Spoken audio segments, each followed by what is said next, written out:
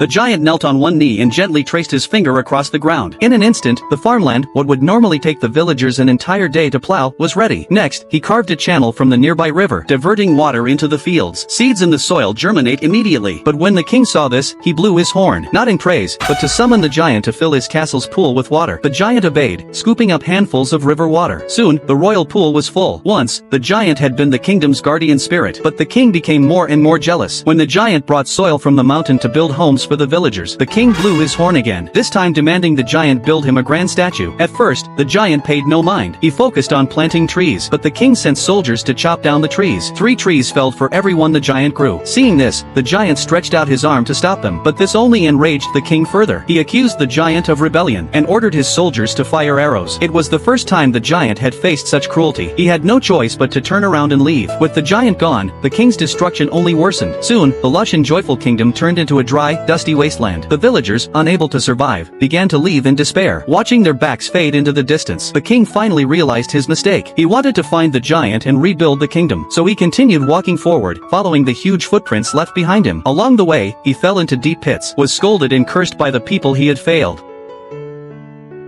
But when the king saw other nations thriving peacefully under the protection of their own giants, he felt a deep envy, and his determination to find his giant grew even stronger. So he continued his search, from night to day. Finally, in a quiet grove, he saw a familiar figure.